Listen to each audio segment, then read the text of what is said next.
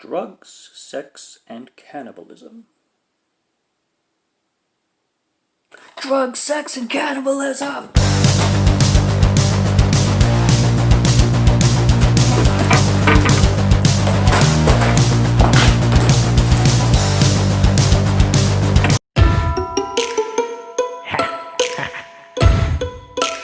Here we go!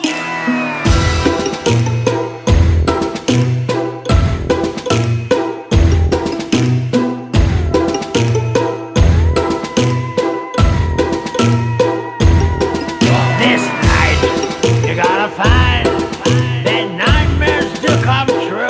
We will find you. Trick or treat. This night, you're gonna find that.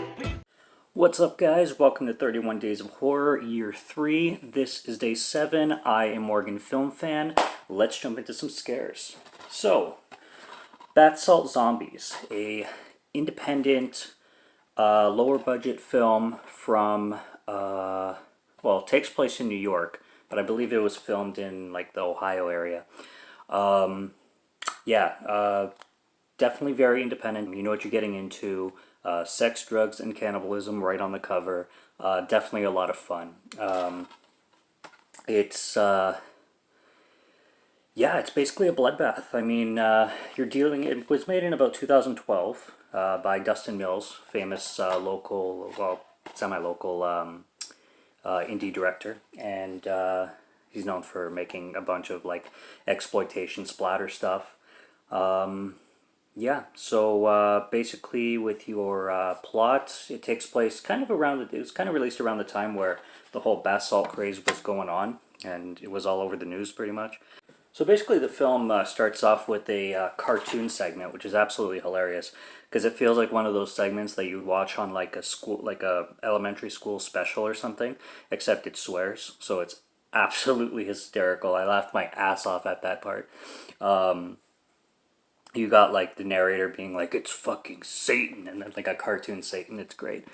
But the story follows this guy named Richie, and this guy Richie, he discovers this bath salt drug that's being marketed all over upstate New York, where the film takes place, and he buys a batch. They're making these things in well, first of all, there's this drug kingpin called the Dragons, which they're like the biggest kingpin in selling drugs in general, but this drug in particular.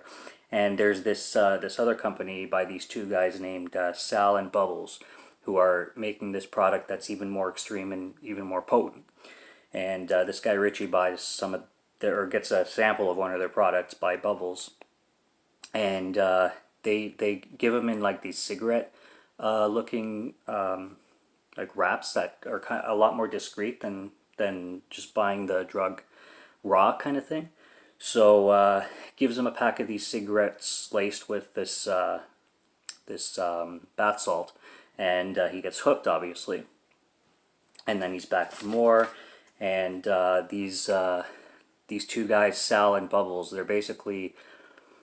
they found a drug that was kind of lost by the military during transportation. The drug itself is called methane capadone trioxin, and it was basically lost from the military or stolen from the military, and it started to be sold on the street, basically. You also got this cop, or this agent, basically, who's trying to stop all this from happening. He's a very goofy character himself. Not in the fact that he's one of those kind of, like, dumb cops or dumb agents, but just the way he looks and the way he portrays himself. Like, he's got, like, the dark sunglasses and black clothes all the time, and he's so, like, stereotypical agent style that it's pretty funny. It's packed with practical effects and gore and slime mania.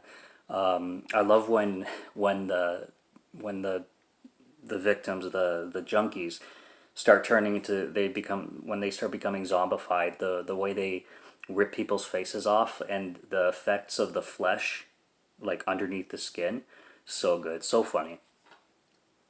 it's a really entertaining flick, and it pays off in everything it's going for, and it's definitely a lot of fun to watch. It doesn't run too long either. It's just slightly over an hour, which is good for independent low budget films. And I was wondering what I was going to think of it going in, because with independent films and with low budget filmmaking, it's so subjective, like, to the audience. It's a love or hate thing. Some people are really into them and some are not. For me, it just depends on the film itself, whether I'm entertained by it or not. And this one I was entertained by. I was entertained quite a bit by it.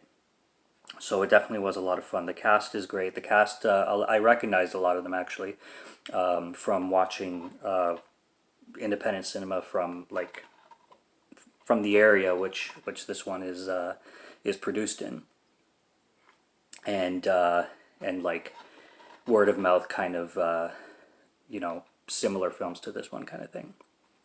But yeah, it would be a recommendation for me. There's a scene. I wrote down some scenes here. There's a scene where Sal is talking to Bubbles about Richie and how he's an addict and how they're gonna make a bunch of money from him. And suddenly he's just like, "Have you seen my fucking dog?" And then his dog just comes bites him in the neck.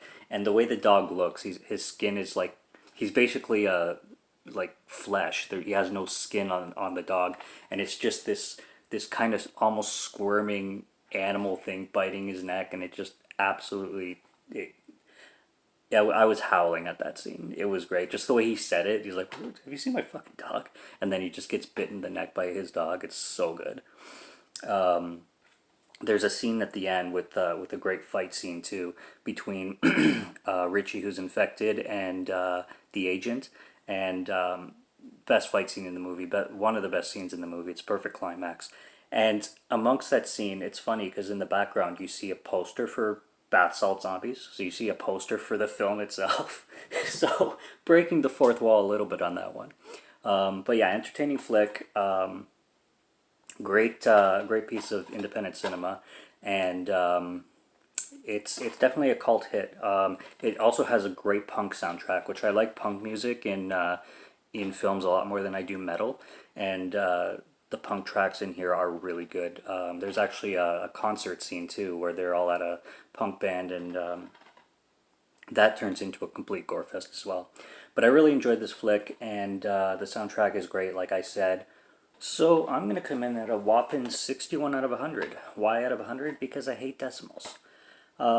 Really solid flick. Really enjoyed this one, and definitely am very glad I watched it and picked it up, and saved it for 31 Days of Horror, of course.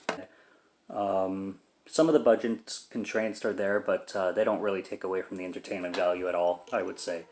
I would say, like, there's, the sound design is a little bit, like it could have been improved a tad, but when it comes to the directing and the way everything was executed, I'd say it was a pretty damn good job for a film called Bath Salt Zombies about sex, drugs, and cannibalism. It delivers, let me tell you. So that's it for day 7, and until tomorrow, cheers.